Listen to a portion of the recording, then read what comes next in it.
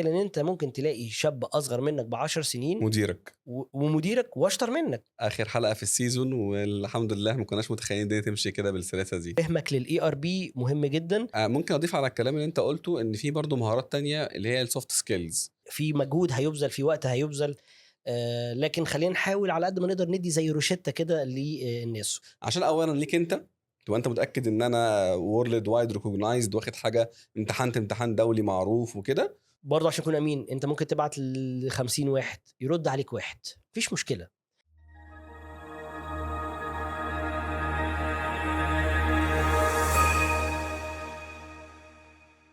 اهلا بيكم في حلقه جديده من سبلاي تشين سيركل بودكاست. البودكاست ده تقدر تسمعه على برامج البودكاست المختلفه، وتقدر تتفرج علينا على اليوتيوب.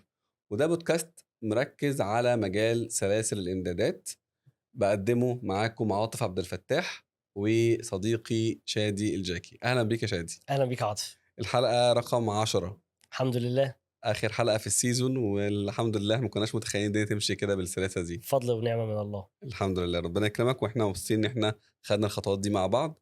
والحلقه بتاعت النهارده احنا مركزين اكتر على السبلاي تشين كاريرز. فلو انت حد لسه فريش جراد او حد لسه حديث التخرج وعايز تشتغل في مجال سلاسل الامدادات، دي هتبقى حلقه مفيده جدا ليك. ولو حد شغال بقاله فتره في مجال اخر غير مجال سلاسل الامدادات وعايز يعرف عن الشفت لكارير السبلاي تشين او كارير سلاسل الامدادات يعني، فبرضه ان شاء الله الحلقه دي تكون موجهه ليك. فخلينا ندخل في الموضوع على طول يا شادي، ونتكلم على السكيلز او المهارات اللي بتكون مطلوبه لاي حد شغال في كارير السبلاي تشين، ايا كان هو شغال ايه بالظبط، بلاننج، لوجيستكس، وير هاوسنج، ايا كان الحاجه اللي شغالها. في كده كومن سكيلز ومهارات اساسيه مهم انه يبقى اللي يشتغل في المجال ده يبقى عارفها. فايه هي المهارات دي؟ عظيم جدا. هو زي ما انت قلت كده، في حاجات بقت كومن، ومش بس الامانه في سلاسل الامداد، هي بقت كومن تقريبا في كل الادارات. بالنسبه لي الاكسل والديتا اناليسز اصبحت حاجه كومن جدا، لازم تطور نفسك فيها، ويمكن احنا اتكلمنا كذا مره عنها. الاي اي، انا مش بقول لك تبقى بروفيشنال في الاي اي بس الذكاء الاصطناعي يعني، لكن اتليست يبقى عندك شويه البيزكس اللي هتبني ان شاء الله مستقبلا، لان هي جايه يعني. هي الاي اي جاي. هو دلوقتي ممكن يكون اوبشن، ممكن بعد فتره مش بعيده يبقى مانداتوري واجباري عشان تقدر تنافس او تدخل في اي مجال. فدول انا بعتبرهم كومن، مش سلاسل امداد بس، لا كومن تقريبا في كل انواع المجالات كمهاره اساسيه. بشوف برضو من المهارات الاساسيه دلوقتي مينلي بقى لو بتكلم عن سلاسل الامداد، الاي ار بي. فهمك للاي ار بي مهم جدا.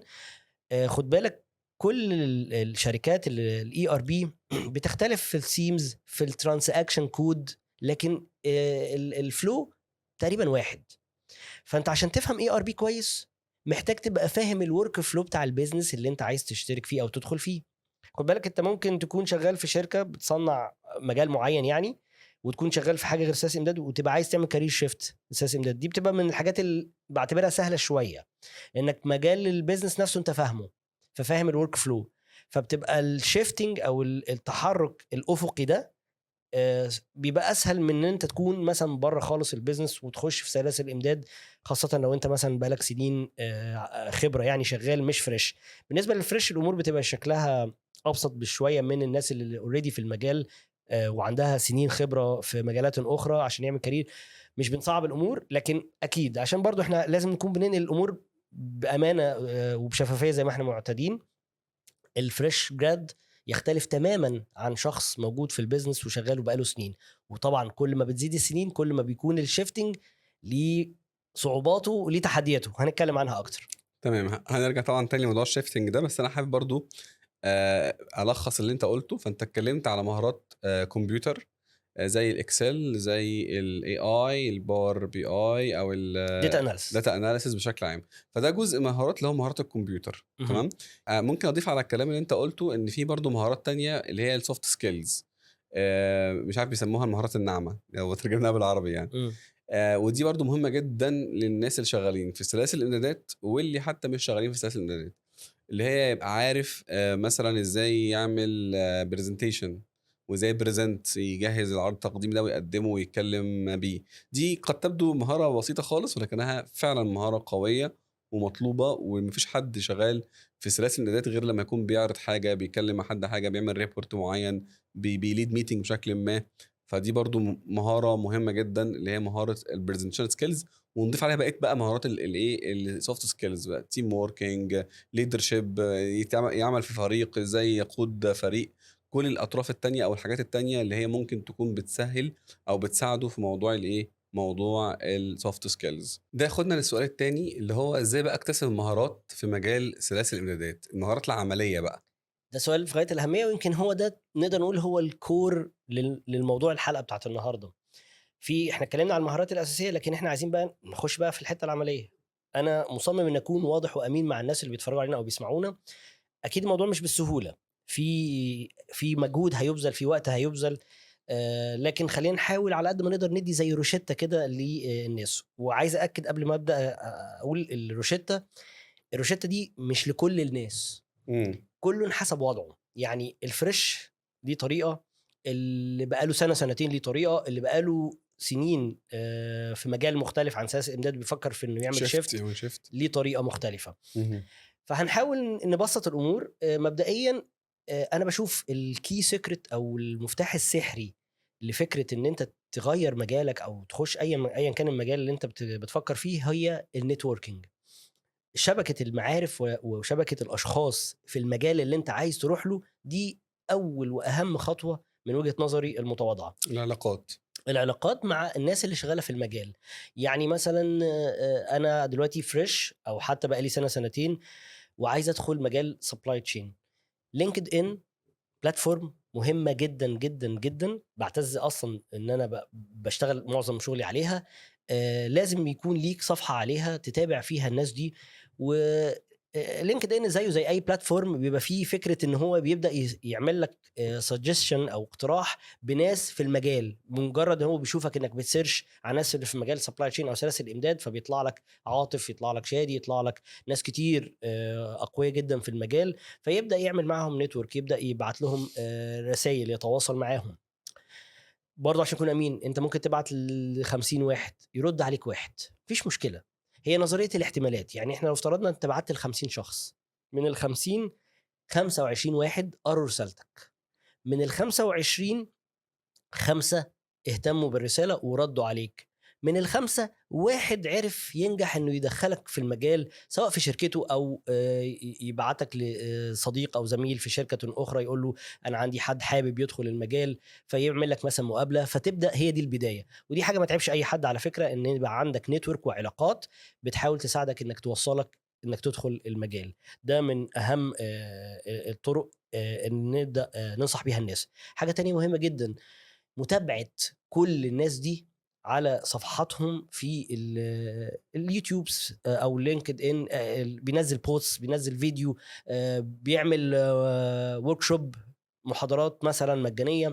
الندوات، الايفنتس دي مهمه جدا انك تتواجد في الايفنتس دي. شبه نفس الكلام انا قلته في النتوركينج على البلاتفورم بتاعت لينكد ان، لا بتبقى موجود بشكلك بتواجدك الجسدي في المكان اللي فيه ايفنتس. هتبدا تتشاف ونبدا نلاحظك، لان هتلاقي معظم الناس المهتمه بالمجال بيتكرروا موجودين في الايفنتس التانية في مواضيع مختلفه. فتبدا لما يشوفك مره واثنين وثلاثه، هيبدا يشعر كده ان الراجل ده لا كين، او مش راجل يعني اقصد حريص. بيه ميل او ولد فيميل او يعني. بنت يعني. انه لا هو حابب المجال وواضح انه مصر انه يدخله. فبالعكس انا لما اشوف واحد مصر وعندي فرصه لشاب، هاخد الشاب ده. كده كده احنا متفقين في الاورجنايزيشن بيبقى عندي الميكس، وده طبيعي وصحي على فكره. زي فريق الكوره كده، لازم يكون عندي خبرات ولازم يكون عندي شباب، والخبرات بتنقل خبراتهم للشباب. فمفيش مشكله ان يكون عندي في الاورجنايزيشن 20 30 40% كمان شباب يبداوا يتعلموا، وهم بعد كده هيبقوا ليدر باذن الله. تمام. فدلوقتي النتوركينج ده مهم جدا، واديت مثال بالايفنتس ولينكد ان. بس احنا برضو بنتكلم على الخبرة العملية، فانا يعني ممكن اضيف على كلامك، لو انا مثلا حد في الكلية او حد حديث التخرج، فممكن اعمل انترنشيب، بالظبط. ممكن انزل اتدرب في الشركات، اشوف بنفسي الواقع العملي فيه ايه. وشركات كتير جدا دلوقتي في مصر بقت تعمل انترنشيب، سواء مالتي ناشونال او لوكال، فالناس تنزل تشتغل بايديها وتشوف، تاخد اساينمنت معين تعمله وتحاول تفهم اكتر المجال ده. فبرضه دي حاجه ممكن تزود من صحيح، خبرتنا العمليه. متفق معاك جدا. برضه الكيس ستاديز، يعني في كتير دلوقتي بيبقى في كيس ستادي موجوده، سواء بقى ناس نشرها في المحتوى بتاعها، او يكون في اساينمنت معين في شركه معينه يروح يشتغل في الكيس ستادي دي مع كونسلتنت غالبا. يعني في كونسلتنت بيبقوا شغالين في شركات مشاريع مثلا اللي علاقه بالسبلاي تشين، وبيكونوا محتاجين مثلا، خصوصا برضو هنا بنأكد اكتر على الشباب الصغير اللي هم لسه حديث التخرج. فالشركات دي عايزه مان باور، ناس لسه فريش تقدر تروح وتيجي وتتحرك اسرع، فبالتالي هتستفيد كويس قوي انك تشارك معاهم في الكيس ستاديز دي وتضيف كتير لخبرتك. صحيح، فاعتقد دي حاجه كلها ممكن تساعد برضو زياده الخبره العمليه للناس، لانه هيشوف على ارض الواقع وهيحتك زي ما انت قلت بناس شغاله في المجال، فخبرته العمليه هتختلف كتير. وطبعا لو انت بقى في الشركه وشغال في الكارير بتاعك او كارير تاني غير السبلاي تشين، ممكن تأوبزرف بقى وتلاحظ الناس اللي في الكارير سبلاي تشين صحيح، بيعملوا ايه. بالظبط. طيب وده برضه ياخدني لحاجه تانية، مجال الكورسات. يعني ناس كتير بتبقى تسأل هو انا اخد كورسات ايه، وايه هي الكورسات اللي المفروض اخدها. انا عايز ادخل مجال السياسه الندات. خلينا نركز الاول للناس حديث التخرج مثلا، مهم. اللي هم فريش جراد، لو عايزين يخشوا مجال سياسه الامدادات المفروض يتعلموا ايه او يدرسوا ايه؟ جميل جدا يا عاطف، ويمكن انت في بوست من فتره كنت نزلته وانا متفق معاك جدا في فكره الكورسات. الهدف من الكورس ايه؟ خصوصا بقى لو بنتكلم لسه الشباب فريش او حتى لسه سنه سنتين، مش هيكون المهم بالنسبه لي السيرتيفيكت نفسها او الاعتماد بتاعها دولي ولا مش دولي، قد ما يهمني في الفتره دي ادور على المحتوى العلمي اللي يساعدني، يخليني اعرف اخش بخلفيه قويه، تخليني اسبق خطوتين ثلاثه من حد اوريدي ما يكون ممكن يكون لسه بادي في السبلاي تشين او في سلاسل الامداد، لكن انا عندي شويه معلومات من الكورس تساعدني. انا دايما بقول ان الكورس هو عباره عن تجميع للمعلومات اللي اوريدي موجوده على فكره على الانترنت. دخلت على الانترنت، على اليوتيوب، على لينكد ان، على جوجل، وكتبت اسئله هتلاقي اجابات. الكورس ميزته بس انه بيوفر لك الوقت والمجهود ويجمع لك النقاط دي بشكل ممنهج وبشكل اكاديمي مرتب، يساعدك انك تفهم اكتر. فلو احنا بنتكلم على الكورسات في البدايه، بنصح الشباب دور على المحتوى، دور على المحاضر الجيد، وابدا معاه واتعلم، عشان بعد كده ان شاء الله نبدا نتكلم في الشهادات الدوليه. لكن باجي بقول في الحته دي بصراحه، انا بشوف ان انت ميولك ليها جزء كبير قوي من الاختيار.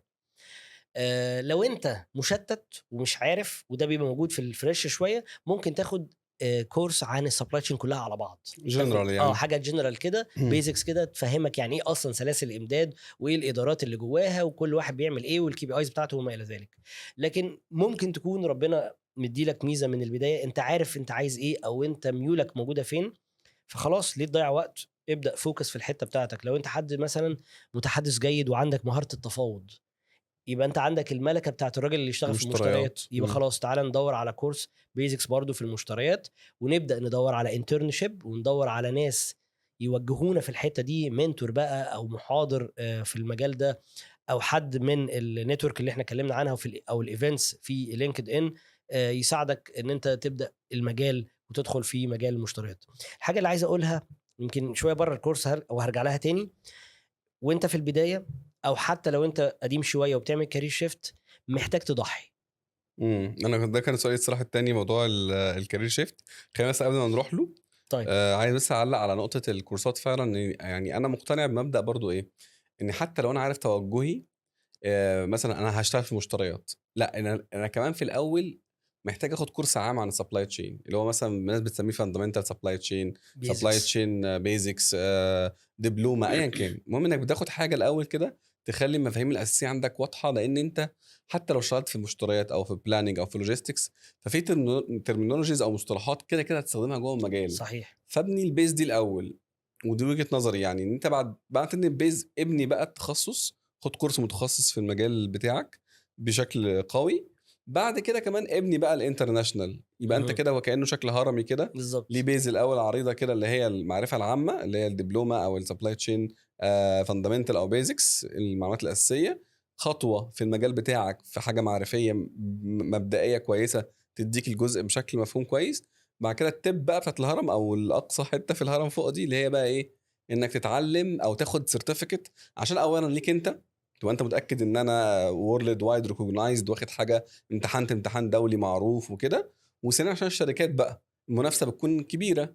فانا هتميز ازاي؟ اتميز ان انا بقى لا، انا معدي المراحل دي كلها يا جماعه، وانا واخد كمان شهاده عالميه في الحته دي، معتمد. فانا معتمد. فدي وجهه نظري يعني متفق في معاك، النقطه ديت متفق معاك، يعني. بس عايز اقول لك برضه عاطف، يعني ايه دايما مش الامور بتبقى ماشيه سيستماتيك كده. سيستماتيك، يعني اكيد. فاحنا يبقى لازم نكون زي ما بنقول دايما في سلاسل الامداد نكون اجايل. صح. وانا عندي مبدا بقوله حتى دايما لكل الناس اللي معايا، ما لا يدرك كله لا يترك كله. اكيد. يعني لو انا افترضت دلوقتي ما عنديش فرصه الجنرال وقدامي فيه كورس متخصص في هدخل مشتريات، طبعا في خد ده وعندي فرصه عمل، فالكورس ده هيسرع لي الفرصه فهكسب الفرصه، وبعد اكيد. كده مفيش مشكله ان انت ستيب باك كده ترجع خطوه لورا تلم حاجه معينه. صح. فدي يعني هي مش ستريت لاين، يعني هي الموضوع مش بالظبط. ستريت لاين، هو خطوات بتاخدها. وبرضو بجانب معرفتك للكورسات في سلاسل الامدادات نفسها، مهم انك تاخد حاجات تانية مكمله. زي ما انت قلت مثلا في الداتا اناليسز، مثلا ممكن حد في الاوبريشن اقرب او قريب للصناعه ياخد لين 6 سيجما. فانت صحيح. بتدرس حاجات تانية بتكمل لك البورتفوليو بتاعك. ممكن تدرس حاجه لها علاقه بالكي بي اي، تدرس حاجه لها علاقه مثلا مانجمنت بشكل عام. ولكن الكور طبعا انك تكون مركز في المجال نفسه الاول، وانك تكمل بقى الايه الصوره بتاعتك والمعرفه بتاعتك بالحاجات التانية اللي بالظبط. تعضدك وتزود من فرصك. لان برضو التنافس في سوق العمل بقى كبير جدا، صحيح. فالتنافس كبير ده محتاج ان انت تتميز اكتر. وهي رحله تعلم، يعني احنا لحد دلوقتي الواحد بيتعلم وبياخد كورسز وبيطور من نفسه. واعتقد انت نفس الكلام طبعا يا شادي. صحيح. فهي مش مجرد خدت كورس او كورسين فكده تمام، او حتى خدت انترناشونال سيرتيفيكت بعد كده تمام. لا، انت بتاخد وقت تكمل وتكمل وتتعلم، وكل فتره تتعلم حاجه اكتر وحاجه اكتر وهكذا. صحيح، لان اصلا العلم كل شويه بيزيد وفي معلومات جديد وحاجه جديده بتضاف. بتنزل طبعا. صحيح. فانا اسف ان انا قطعتك يعني لا في لا لا. هرجع بقى معاك تاني للايه للكارير شيفت. فبرضو النقطه دي للكارير شيفت، لو حد بيعمل كارير شيفت، حد شغال مثلا، والواحد بيقابلها كتير جدا في المجالات.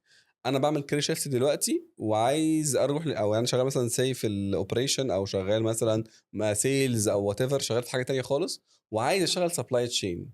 فانت بقى تقول لي اعمل ايه؟ طيب الحاجه الكومن هتكون لاي حد بيعمل كارير شيفت انه لازم يتقبل ان في تحديات وصعوبات هتقابله. والصعوبات دي شويه سايكولوجي على فكره. انا تمام. بشوفها سايكولوجي اكتر منها اي حاجه تانية كتكنيكال. يعني التكنيكال كده كده كلنا بنتعلم فمفيش مشكله، لكن فكره ان انت مثلا تكون عندك 40 سنه وهتروح عايز تعمل كارير شيفت وتخش السبلاي تشين، فهتنزل في المسمى الوظيفي ده اكيد. السالري ممكن يتاثر بشكل كبير. انا عمال اتكلم بعيد عن التكنيكال دلوقتي. المشكله بقى السايكولوجي الناتجه عن التكنيكال، ان انت ممكن تلاقي شاب اصغر منك ب10 سنين مديرك ومديرك واشطر منك، وده طبيعي وما تعبش. لا تعيبك ولا هو يتميز منك عشان هو مثلا مدير او عنده معلومات. هو لو جه مكانك او جه في القسم اللي انت جاي منه هيبقى نفس القصه، هيبقى اقل منك في الامكانيات وفي المسمى الوظيفي. فلازم يكون عندك الثقافه انك تتقبل ده، لان بمنتهى الامانه لو مش هتعرف تتقبل ده صعب جدا تعمل كارير شيفت، بل بالعكس ممكن يبقى نتائجه سلبيه عليك ومضره.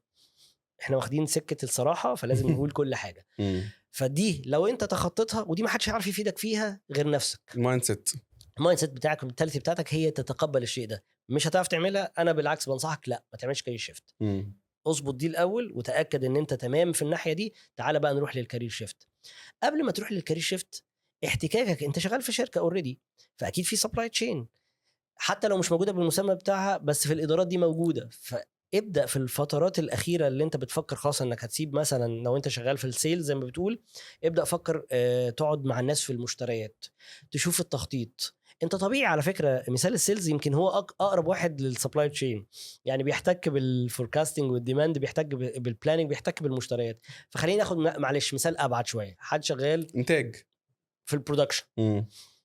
هو بيحتك بالراجل بالذات بتاع تخطيط المواد، فممكن ده يكون اقرب باب او اسهل باب انك تخش منه للسبلاي تشين، لان انت هيكون عندك بيزكس اوريدي بقت موجوده، عندك مصطلحات بتتقال، الام ار بي، الليد تايم، سيفتي ستوك والمخزون. بالعكس هتلاقي نفسك انت بتبص على المخزون انت كمان، فبدات يبقى عندك اساسيات كويسه تقدر تبدا تخش منها. فساعتها النصيحه هتكون ليك ايه؟ خش من باب البلاننج او الانفنتوري. انت في اداره الكواليتي فبتحتك كتير جدا بالفينش برودكت وقبول البضاعه من رفضها، فانت محتك برضو بالمخزون او اداره المخزون والمخازن والوير هاوس. وبرضو عندك جزء داخل في البلاننج، لان انت قرارك بالقبول والرفض بيأثر او بيعمل امباكت مباشر على البلاننج. لان مفترض مثلا ان احنا نطلع 1000 طن، حضرتك رفضت لي 100 منهم، بقى عندي في الباكلوج 100 طن تاني لازم انتجهم، فالبلان لازم يبدا يشتغل وراك في الجزئيه دي، فانت هتحتك بشكل او اخر. فابدا بقى اخش بقى معاهم، ممكن تشرحوا لي البروسيدور المفروض انت بتعمل ايه. طب انا قراراتي اللي انا باخدها في الكواليتي ايه المردود عندك؟ امتى بتحتاجني يعني لما برد بالايجاب او بالرفض او بقبول بضاعه او برفض بضاعه، انت بيبقى ايه المردود عندك؟ محتاج مني اساعدك ازاي انا ككواليتي؟ فهتبدا تخش في الشغل. الاس او بي او الستاندرد اوبريشن بروسيدور او الاجراءات دي بتبقى معمولها شير او منشوره يعني في الشركه، ومن حق اي اداره تقراها لان ما فيهاش اسرار، فمن حقك تقرا الاجراءات. اعتقد معظم الشركات دلوقتي بيبقى عندهم شير فولدر بيبقى عليه الاجراءات، حضرتك افتح اتسلى في الوقت اللي عندك فاضي فيه، او حتى لو هتقراها في البيت او في المواصله وانت مروح مفيش مشكله، كل دي حاجات هتساعدك. بجانب اللي احنا قلناه في البدايه بقى، نتوركينج، محاضرات، ندوات، ايفنتس ليه علاقه بالسبلاي تشين، وتسال الناس اللي موجوده معاك. اكيد هيكون ليك صديق شغال في سلاسل الامداد فيقدر ينصحك. انتقاء الاشخاص على فكره برضه ده حاجه مهمه، عامله كده زي في حياتنا الشخصيه، انتقائك للاصدقاء والصحاب ده مهم جدا. لازم تشوف الشخص الامين اللي انت تتاكد ان هو هيدي لك المعلومه الصحيحه، ما يضللكش بمعنى ادق يعني. فالجزء سايكولوجي شويه اكتر منه تكنيكاليتي. ومحتاج مجهود برضه. طبعا محتاج مجهود مفيش حاجه وصبر. ببلاش يا عاطف. محتاج مجهود وصبر. بالظبط. اكيد وفعلا يعني برضو يعني انت كلامك كله ملمس معايا في امثله فعلا ان الواحد الاول يقبل بالموضوع ويتقبله ان هو ممكن يداون جريد شويه، ان هو يشوف اقرب باب ليه فين في السبلاي تشين. فلو مثلا قلت سيلز فممكن بلاننج، لو قلنا اوبريشن فممكن برضو بلاننج، لو كواليتي ممكن وير هاوس او غيرها، اقرب سكه ليك ايه، وانك تبذل مجهود في النتورك وفي التعلم. فدول ممكن نلخص يعني بالظبط. النصائح اللي عايز تعمل كارير شيفت في كده، وانك ما تزهقش، الصبر. يعني دي نقطة أنا يعني خلال برضو احتكاكي في الماركت فشفت ناس ممكن في وسط الطريق تقع فخلاص بقى، وفي ناس لا تكمل وصابر وعمال يكمل ويحاول ولحد يوصل لهدفه. فلو أنت فعلا عندك هدف ده هيفرق معاك وهتوصل له. والنقطة الجميلة واللي دايما بقولها حتى للناس اللي بتتعلم مثلا سبلاي تشين وهي مش لسه شغالة في سبلاي تشين بس عايزة تشيفت، بقول ان المعرفة اللي انت بتاخدها اصلا في السبلاي تشين حتى لو ما اشتغلتش في كارير سبلاي تشين فهي هتفيدك في البيزنس عموما. انت استفدت، صحيح. انت اتعلمت حاجه هتفيدك في البيزنس في مجالك، ان انت بقيت شايف الصوره كامله، بقيت شايف الصوره الكبيره، شفت المنظور الاخر للموضوع. فحتى لو ما اشتغلتش لا قدر الله، لو ربنا مش كاتب لك الخير يعني انك تشفت، فانت استفدت وانت اتعلمت. صحيح. فدي فعلا نقطه انا متفق جدا معاك فيها. وده دخلنا بقى على السؤال بتاع طب خلاص احنا قلنا الكلام ده، طب ادور على شغل ازاي؟ برضو ادور على شغل ازاي دي سواء انا واحد فريش او واحد لسه حديث التخرج يعني، او انا حد شغال وعايز اعمل شيفت، ازاي اوصل لاوبورتيونيتيز الكويسه في مجال سلاسل الامدادات؟ يعني هيعتبر نفس اللي قلته في البدايه خالص، هي فكره برضو النتوركينج، هي زي ما قلت لك ده المفتاح السحري انك تفتح لنفسك ابواب كتير. ففكره النتوركينج دي رقم واحد، وفتح علاقات مع ناس متخصصه في المجال وحضور الايفنتس وما الى ذلك. السيرش الدائم، يعني زي ما احنا بنقول السعي ده مطلوب، وربنا سبحانه وتعالى هو اللي بيكافئك على سعيك.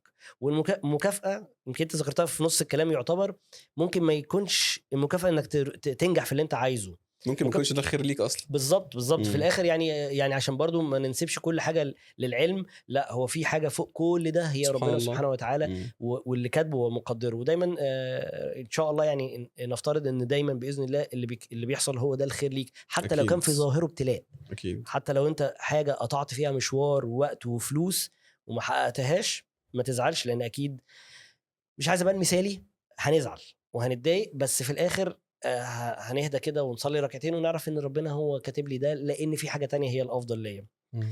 انا عشان في سلاسل امداد بحب سلاسل امداد، بس ما اكيد مش شرط ان ده يكون الافضل لكل الناس، ممكن ده ما يكونش الافضل ليك، لان سلاسل امداد ليها جزء متعبه سلبي. عايزين نتكلم مره عايزين نعمل لها حلقه دي يعني الضغط العصبي والتنشن وحاجه ما جاتش وحاجه اتاخرت، الحياه مش ورديه يعني خالص. هي بعيد عن اللون الوردي خالص. تمام. فلازم نبقى متقبلين بكده. فالاجابه مش هتبعد عن فكره برضو النتوركينج انا شايف ومتابعه في البلاتفورمز المختلفه بقى سواء لينكد ان او وظف او غيرهم وانت بقى. قلت حاجه مهمه قوي عايز احط تحتيها 20 خط، الصبر. يعني اصبر، لان مش دايما من اول مره. في ناس ممكن من اول مره تظبط معاهم، في ناس ممكن بعد 20 محاوله. كنت لسه في محاضره امبارح عن البلاننج، بقول لهم يا جماعه ده مش كلام شعارات، هو لو انت مش حاطط هدف يبقى مفيش خطه اصلا. صح. والخطه دي لازم تتقطع حتت صغيره، زي الجي بي اس كده. لو انت رايح مثلا من شيخ زايد للتجمع، لا العاشر رمضان، نبعد شويه العاشر رمضان. ماشي. لو بصيت على الخريطه وهي جايبه لك النقطتين هتوه. جي بي اس بيعمل ايه؟ طول ما انت ماشي بيعمل لك زي زوم ان كده على الحته اللي انت ماشي فيها، عشان لو في يمين في شمال في يوتيرن ينبهك. لكن لو بصيت عليها من بعيد مش هتوصل. فبرضو انت وانت حاطط التارجت قطعه خطط صغيره. يعني ابدا الاول بالنتوركينج، بعديها ابدا اقرا مثلا، بعديها ابدا احضر ندوات، بعديها ابدا انزل بوستس كتيره على لينكد ان بتتكلم عن الحاجه اللي انت حاببها في سلاسل الامداد. مع الوقت هيبدا الناس تشوف اسمك جنب حاجه ليها علاقه بالسبلاي تشين او سلاسل الامداد او حاجه جوه السبلاي تشين. فممكن تصادف في يوم من الايام عاطف يكون محتاج حد مثلا في التخطيط. طب انا شفت اكس من الناس كين وبيتكلم كلام جيد ورائع وعنده اساسيات حلوه في المجال التخطيط، طب ما اكلمه واتصل بيه او ابعت له مسج على لينكد ان. هي بتيجي كده. طب الناس بتقول لك انا بقدم وبترفض، فانا مثلا لسه حديث التخرج وداخل كارير سبلاي تشين، فلاقي نفسي ما بيقبلونيش عشان ما عنديش خبره في سلاسل الامدادات. طب انا اجيب خبره منين اصلا وانا حديث التخرج؟ او الجانب التاني بتاع الكارير شيفت، يقول لك الناس بقعد اروح انترفيو واقدم، وبعد كده برضو يقول لي لا احنا صراحه عايزين حد في المجال بتاعك. فده دول تقول لهم ايه؟ طيب يعني خلينا ناخدها جزء جزء. لو بنتكلم على الفريش اللي بيقدم بيترفض احنا عايزين خبره، يبقى انت قدمت غلط. ما هو البوست نازل انا عايز واحد مثلا اكسبيرينس 3 4 سنين، فانت فريش فاكيد البوست ده مش ليك. تمام. في بوستس بتنزل ان احنا عايزين فريش جراد، فانت قدم في الفريش جراد، فانت هيبقى عندك ميزه لو انت الكاريزما بتاعتك السي في بتاعك مكتوب كويس، عندك اوريدي بيزكس زي ما انت قلت كده، ياخد مثلا حاجه جنرال في السبلاي تشين، فهيبقى ليك الاولويه اكيد عن غيرك لو انت متفوق في الحاجات دي. يبقى اولا انت بتبوست بتقدم على انهي بوست، دي مهمه جدا بالذات لو بنتكلم على الفريش. طب الناس اللي بتعمل كارير شيفت وبيترفضوا، انا بشوف ان ممكن تكون المشكله في السي في. انا بشوف ان انت ممكن محتاج حد منتور مثلا، او مش عايز اوصل لكلمه كونسلتنت قوي، بس ممكن نقول منتور او نقول كوتش. كوتش.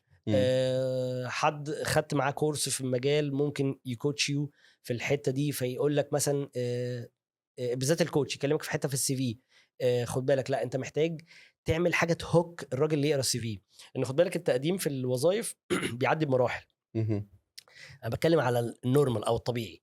فبيعدي الاول على الاتش ار بيبدا يعمل فلتريشن. الفلتريشن بيبقى بناء على بعض الكلمات، فتكر بقى انت مقدم على ايه. ممكن تاخد من الكلمات اللي في البوست بتاعت الوظيفه المفتوحه تحطها في السي في. فلو هم الشركات اللي بتستخدم حاجه شبه الذكاء الاصطناعي، لو ما لقاش الكلمه دي في السي في ممكن يريجكت اوتوماتيك للاسف. فانت حاول تظبط السي في بناء على البوزيشن اللي بتقدم عليه. في ناس كتير تقدر تساعدك في القصه دي، في ناس متخصصه في كتابه السي فيهات، في ناس كوتش تقدر تساعدك كتير في الحته دي. دور على منتور يوجهك ويساعدك في الجزئيه دي، وفي ناس كتير تقدر تساعدك في الحته دي. ولو انا بعمل كارير شيفت بترفض، يعني انت كده جبت الحته بتاعت الفريش. حته بقى الناحيه التانية قد تبدو اصعب، انا بقى اكسبيرينس وبقدم في حاجات سبلاي تشين وبترفض.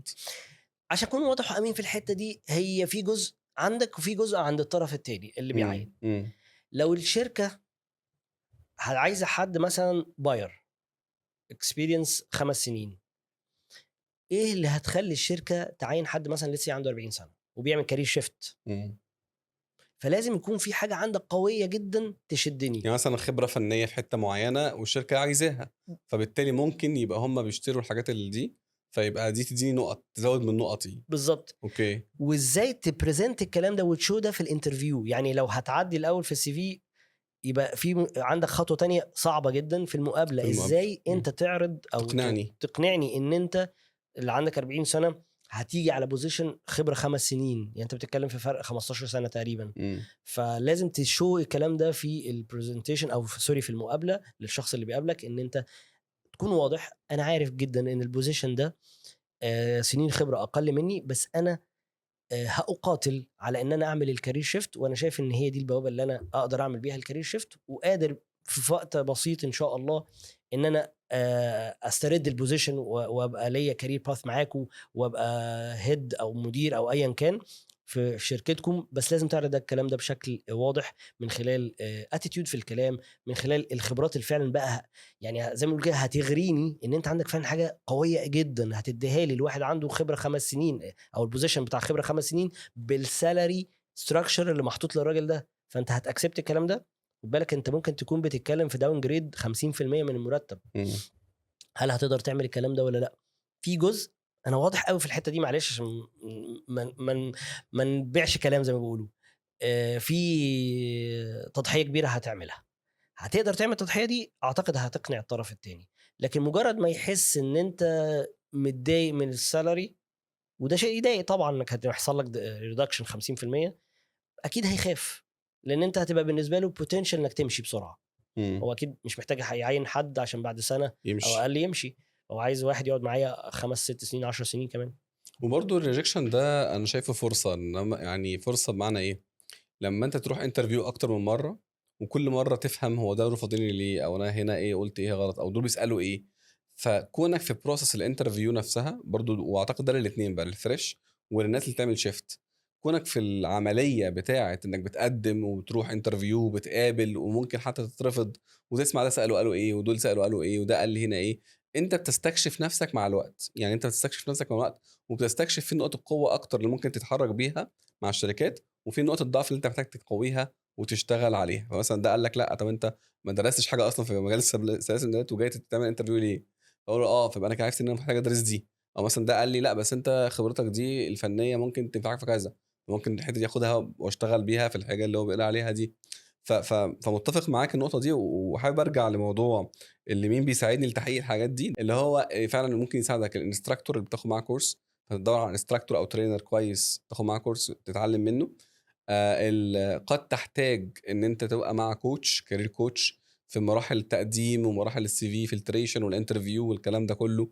هيفرق كتير جدًا معاك، إنه هيوفر لك وقت وجهد كبير جدًا في المرحلة دي. والحاجة الأخيرة mentor، لو أنت بقى عندك حتة معينة وعايز حد يوجهك فيها بقى، فأنت ممكن تروح لmentor يبقى معاك برضه لفترة، ياخد بإيديك وخطوات ثابتة بaction plan بحيث تتعلم حاجة معينة وتعدي مرحلة معينة. فدي كلها حاجات مهمة. أعتقد إحنا غطينا كل النقط اللي إحنا كنا بنفكر فيها في الepisode بتاعة النهارده. موضوع الcareer وsupply chain career موضوع كبير جدًا وموضوع مليان. أشكرك جدًا يا شادي على الinsights اللي أنت قُلتها دي كلها. حبيبي عاطف. ربنا يبارك فيك، ونشكر الناس اللي بتتفرج علينا والناس اللي بتسمعنا. لو أنتم بتسمعونا على البودكاست يا ريت تعملوا rate للبودكاست بتاعنا، ولو بتشوفونا على اليوتيوب ما تنسوش تعملوا لنا اللايك والشير عشان ده يوصّل صوتنا أكتر للناس أكتر. ودي كانت آخر حلقة في السيزون الأول من supply chain circle podcast، وبإذن الله نعمل seasons تانية كتير ويكون فيها حاجات كويسة نتعلمها كلنا مع بعض ونستفاد بيها. شكرًا ليكم، السلام عليكم.